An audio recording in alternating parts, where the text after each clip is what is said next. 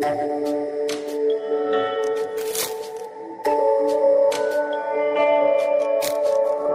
back to our channel Maths for You. So today हम लोग करेंगे एक्सरसाइज 1.3। प्रीवियस वीडियो के हमने अंदर 1.2 तो करा था।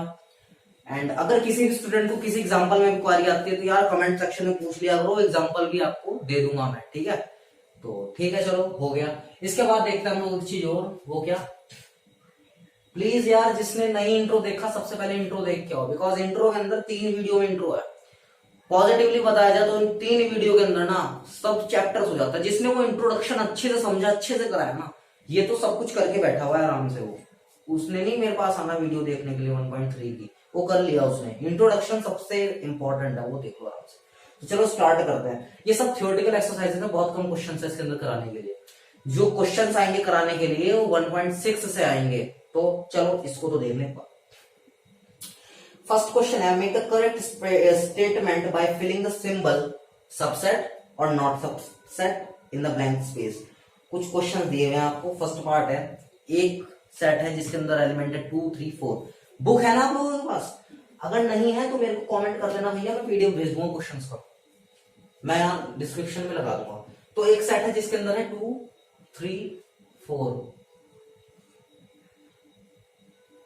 और ऐसे बीच में स्पेस है और यहाँ लिखा हुआ है 1, 2, 3, 4, 5 इस तरीके से। पूछ रहा है सबसेट है कि नहीं है। यार दिख ही रहा है सबसेट क्या होता है, इसके एलिमेंट उसके अंदर है तो ये इसका सबसेट है, तो हम यहाँ पे ये लगा देंगे बिकॉज ये इसका सबसेट है। 2, 3, 4 इसके अंदर प्रेजेंट है। ओके, नेक्स्ट क्या है हमारा, A, B, C। Getting?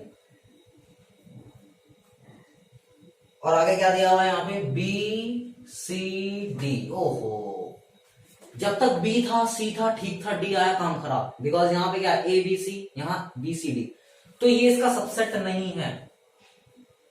Getting? ये इसका सबसेट नहीं है।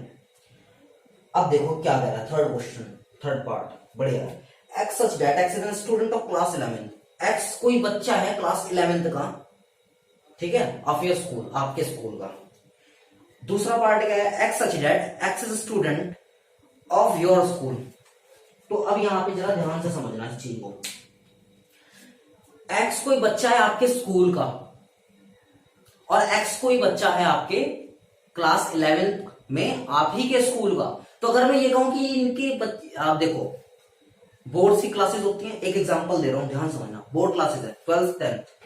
अब क्या कहेंगे, 12th क्लास से फलाना स्कूल के बच्चे ने टॉप करा, यही कहते हैं ना, उस बच्चे के स्कूल ने टॉप करा। अगर हम स्कूल के अंदर ये बात कहेंगे कि हाँ 12th क्लास में उन भैया या उन दीदी ने टॉप करा, ठीक है। लेकिन अगर कोई बाहर वाला कहेगा क्या, इस स्कूल के बच्चे ने टॉप करा, तो बात समझ लो ना। अगर वो ये कहता है कि स्कूल के बच्चे ने टॉप करा, तो उसके अंदर तो वो चीज आई गई ना कि इस स्कूल के, इस क्लास के बच्चे ने टॉप करा। ये कह रहा है कि एक्स बच्चा है क्लास 11th का और ये कह रहा है एक्स बच्चा है तुम्हारे स्कूल का, उस स्कूल का। तो जो क्लास 11th का बच्चा है वो सबसेट होगा पूरे पूरे स्कूल का, क्योंकि है तो तुम्हारे स्कूल में ना। तो ये भी जो होगा हमारा सबसेट होगा। ओके, आई होप कि आपको समझ में आ गया होगा। चलो तो भैया हमें समझ में आ गया, आगे देखते हैं। X such that x is in a circle in a plane. कोई प्लेन है, कोई प्लेन है, उसके ऊपर एक सर्कल है, ठीक है। बताया नहीं कहां पे कितना रेडियस है, कैसे क्या है, कुछ नहीं बताया, बस एक सर्कल है। और फिर क्या कहता है, x such that x is in a circle in the same plane. Same plane पे सर्कल है, बट उसका रेडियस जो है हमारा, रेडियस सर्कल का 1 होगा कुछ, ठीक है। रेडियस है जो 1 है, कुछ इस तरीके से। यार पता नहीं, यहां तो उसने नहीं बताया ना रेडियस कितना, क्या पता सर्कल यहां हो यहां हो। तो ये जो सर्कल होगा 1 रेडियस वाला, जरूरी नहीं है कि ये उसका सबसेट हो या वो इसका सबसेट हो। तो इस केस में ये इसका सबसेट नहीं होगा, क्योंकि उसका रेडियस डिफाइन नहीं करा गया, इसका रेडियस डिफाइन कर दिया। चलो, X is in a triangle in a plane और X is in a rectangle in a plane, ठीक है। एक्स ट्राइंगल एक प्लेन और एक्स रेक्टेंगल एक प्लेन। एक प्लेन पे, वैसे अगर मुझे लगता नहीं यार आप लोगों को ये बात पता होगी, बट मैं फिर भी ट्राई करता हूँ, शायद आपको पता हो। देखते हैं वो क्या है। दुनिया में सबसे पहली जो फिगर होती है ना, वो पॉलीगन की होती है। पॉलीगन क्वाड्रिलेटरल, क्वाड्रिलेटरल में से निकलते हैं पॉलिनोमियल, और ठीक है पॉलीगन्स में से निकलते हैं हमारे रेक्टेंगल्स, फिर निकलते हैं स्क्वायर, फिर रोम्बस, फिर ट्राइंगल। तो कहीं ना कहीं जो पॉलीगन्स में से निकलने वाले भी होते हैं वो हमारे ट्राइंगल होते हैं, यानी कि ट्राइंगल के दादाजी कौन है? पॉलीगन, समझ लो। तो ट्राइंगल कहता कि एक प्लेन पे एक ट्राइंगल है, और साथ साथ क्या कहता उसी प्लेन पे पॉलीगन भी है, तो हम ये कह देते हैं हाँ पॉलीगन का सबसेट है ट्राइंगल, लेकिन यहाँ ऐसा नहीं, ठीक है। तो ये भी नहीं होगा, ये भी सबसेट नहीं है, ये पार्ट सबसेट नहीं है। फोर्थ पार्ट, फिफ्थ पार्ट था ये। अब देखो आराम से, x such that x is an equilateral triangle in the plane, कोई इक्विलेटरल ट्रायंगल है प्लेन के ऊपर, और x is a triangle in the plane। एक बार तो कह रहा है प्लेन के ऊपर एक इक्विलेटरल ट्रायंगल है, ठीक है। दूसरी बार क्या कहता है? एक ट्रायंगल है प्लेन के ऊपर, हो सकता है वो आइसोसेलेस ट्रायंगल हो। तो ध्यान से देखो, वो आइसोसेलेस ट्रायंगल, तो आपको यार ये क्वालिटी पता होनी बहुत जरूरी है, बहुत इंपॉर्टेंट चीज है। पॉसिबिलिटी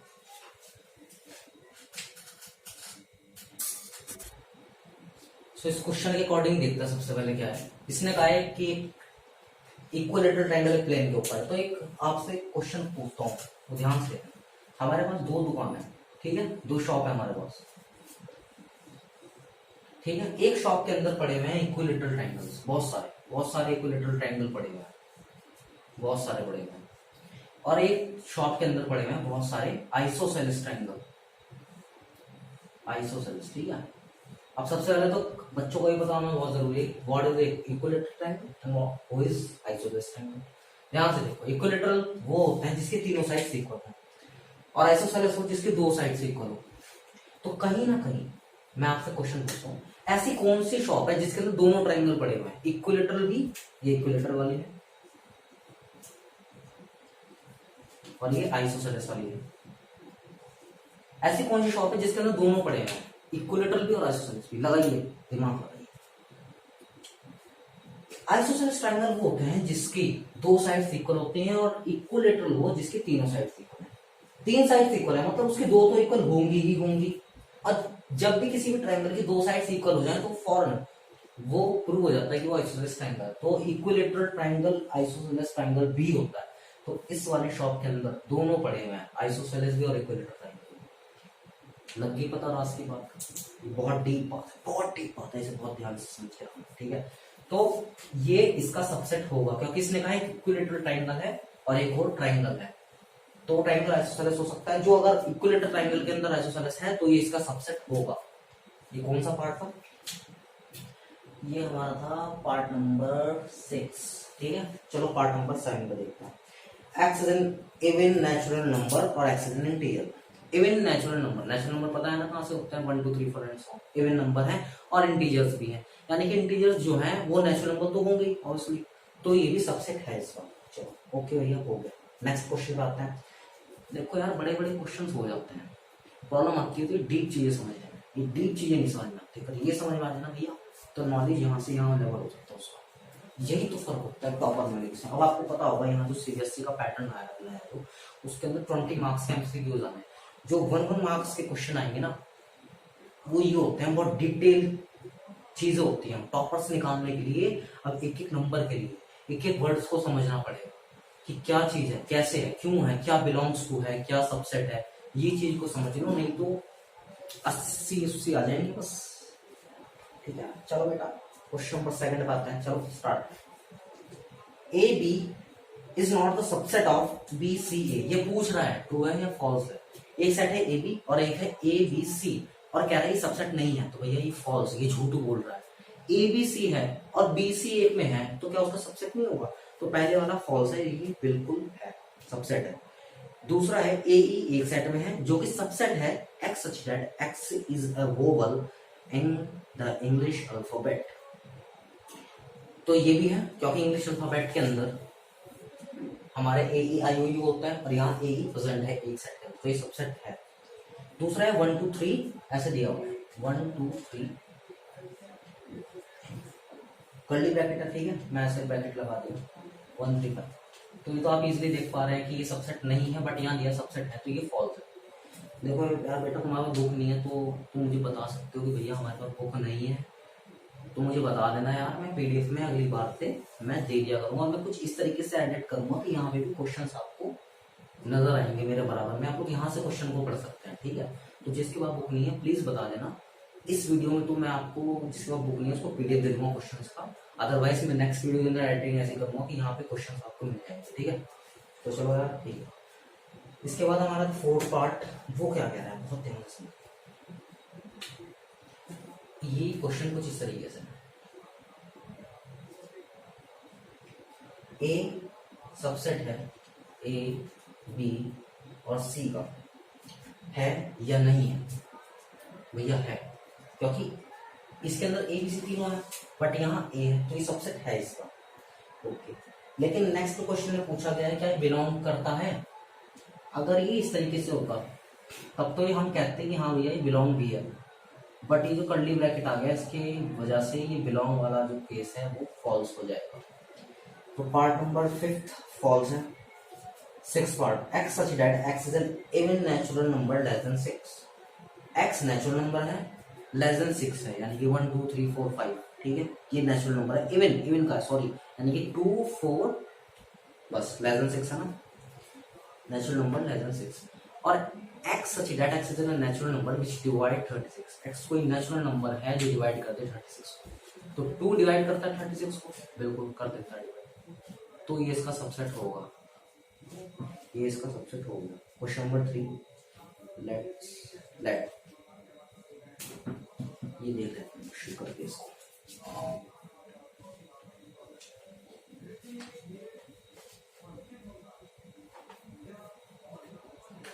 क्या कह रहा है इस क्वेश्चन के अंदर, ये कुछ इस तरीके से दिया हुआ है,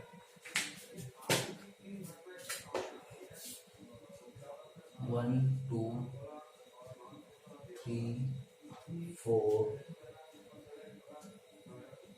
5 बस बता रहा है which of the following statement are incorrect. इसके हमें 11 पार्ट दिए गए हैं, पूछ रहे हैं मिसिंग करेक्ट कौन है। 3 4 पहला पार्ट क्या है, 3 4 सबसेट है ए का, बहुत ध्यान से देखो, इसने कहा है इस तरीके से 3 और 4 क्या सबसेट है ए का। मैंने आपको अभी भी बताया था कि अगर यहाँ पे कोई ब्रैकेट, अगर मैं बोलूँ 1 इसका सबसेट है पूरे का, तो मुझे ऐसे लिखना पड़ेगा, बट यहाँ पे तो एक ब्रैकेट ऑलरेडी था। अगर मैं ऐसे करता तब तो ये सबसेट था, अदरवाइज ही नहीं है, तो पहले वाला तो फॉल्स है। सेकंड क्या है, 3 4 बिलोंग्स टू ए, इस तरीके से दिया है। मैंने कहा था ब्रैकेट है तो ब्रैकेट भी हटा देना होता है बिलोंग्स टू में, जब बिलोंग्स टू कह रहा तो ब्रैकेट भी हटा देता होता है, तो एक ब्रैकेट तो हट गया, ठीक है, ये वाला ब्रैकेट हट गया, ये बचा है बिलोंग्स टू में, तो हाँ ये वाला ट्रू, समझ में आ रहा है। फिर से देखिए, सबसेट में ब्रैकेट लगता है, बिलोंग्स टू में ब्रैकेट नहीं लगता है, बस ये समझिए। थर्ड है कुछ इस तरीके से 3 4, अब मैंने बोला सबसेट में ब्रैकेट लगता है, ऊपर वाले पार्ट में क्या था, ये वाला ब्रैकेट नहीं गिवन था, सिर्फ इतना था, तो ये तो था हमारा फॉल्स, बट ये वाला हमारा है ट्रू, बिकॉज यहाँ ब्रैकेट फिर अंदर वाला पार्ट है, तो ये सबसेट है true. 1 is the subset of 1 belongs to A, 1 करता है बिलोंग ए से, ये भी ट्रू है। 1 इज द सबसेट ऑफ ए, ये फॉल्स है भैया। 1 2 5 सबसेट है ए का, 1 2 5 है, 1 2 5 सबसेट है ए का, ट्रू, ये वाला ट्रू है। 1 2 5 बिलोंग्स टू ए, इस बार ऐसे दिया है बिलोंग्स टू ए, ये फॉल्स है, क्योंकि ध्यान से देखो ये पूरा सेट बन के निकाल रहे हैं, और जब बिलोंग हम लोग कहते हैं तो हमें ऐसे करना होता है 1 2 बिलोंग्स टू ए, ठीक है, इस तरीके से करना होता है कि ये भी बिलोंग्स टू ए है, ये भी बिलोंग्स टू ए है, बट यहाँ पे एक ही सेट में बना के सब दे दिया, तो ये नहीं। 5 बिलोंग्स टू ए, क्या होना चाहिए, 5 belongs to A, every phi is the set subset of every set, phi is the subset of every set. But ये कह रहा है कि phi बिलोंग करता है, अगर ये कहता कि phi सबसेट है ए का तब तो ये होता ट्रू, बट यहाँ कह रहा है phi belong to A, phi A से बिलोंग करता हो, तो ये नहीं होगा क्योंकि यहाँ पे इतने सारे सेट हैं, phi सेट नहीं है, phi का मतलब एम्प्टी सेट, ये एम्प्टी सेट नहीं है। 11th पार्ट इस तरीके से file subset of A, but यहाँ ये जो ब्रैकेट लगा है काम खराब, फॉल्स, ये भी फॉल्स हो गया। आई होप समझ में आ गया, बहुत इजी क्वेश्चन है, कुछ इतना खास कराने लायक होता नहीं है। 4th part, write down all the subset of following set. ध्यान रखिएगा, अब मैं डिक्टेट करूंगा, मैं लिखूंगा नहीं, इसको छोटा छोटा थोड़ा फास्टली करने की कोशिश करते हैं। ए दिया हुआ है, ए का सबसेट फाइव और ए खुद, five set A set, finish. A B एक एलिमेंट है, उसका सबसेट क्या होगा, ए फिर बी फिर ए बी और फिर फाइव, ये इसके हो गए सबसेट। फिर हो गया 1 2 3, इसके सबसेट बनाइए, 1 फिर 2, ये सब कर्ली ब्रैकेट में सेपरेटली आएगा, 1 curly bracket, 2 curly bracket, 3 curly bracket, 1 2 curly bracket, 2 3 curly bracket, 1 3 curly bracket and then 5 curly bracket. Okay, और 4th में है 5 तो 5, ठीक है, ये भी अपना अलग से सेट हो गया 5। अब हम ये वाला क्वेश्चन समझते हैं, 1 मार्क में बहुत अच्छा क्वेश्चन है। How many elements have,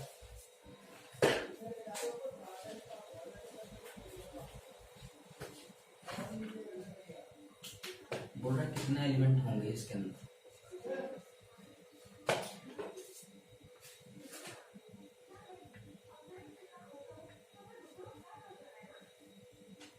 if a is equals to 5, अगर a 5 है तो सिर्फ एक एलिमेंट होगा, only 1 element, answer 1 element. 6th, right the followings as an interval. बहुत बोरिंग क्वेश्चन, कोई नहीं करते हैं। नंबर 1 बोल रहा है इसके इंटरवल बताइए, मैं आपको पहले भी इंट्रोडक्शन फिर बोल रहा हूँ, इंट्रोडक्शन जरूर देख लेना है, वहाँ सब कुछ क्लियरिफाई।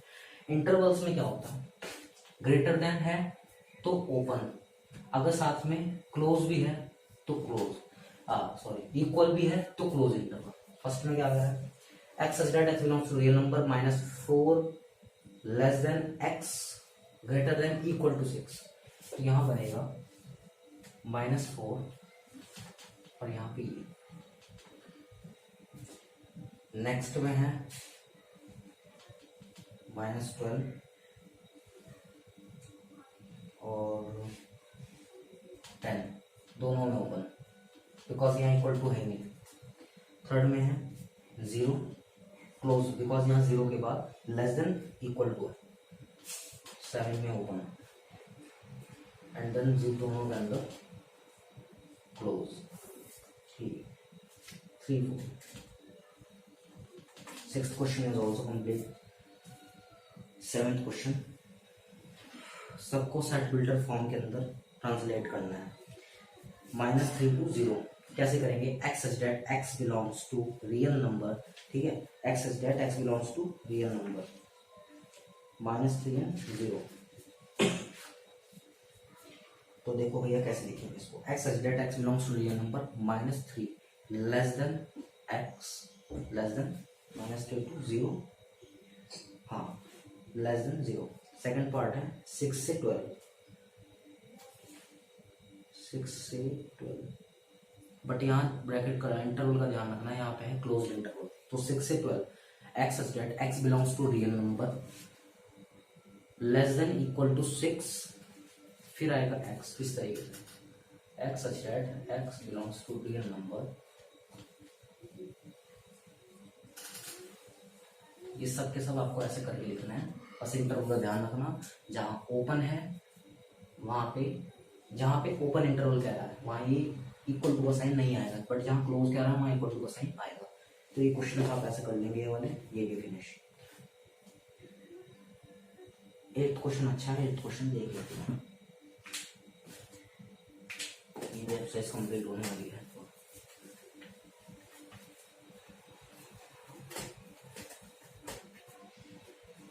क्या है right question, what the universal set will be propose for each of the following. पूछ रहा है कि राइट सेट है राइट ट्रायंगल्स का, एक सेट है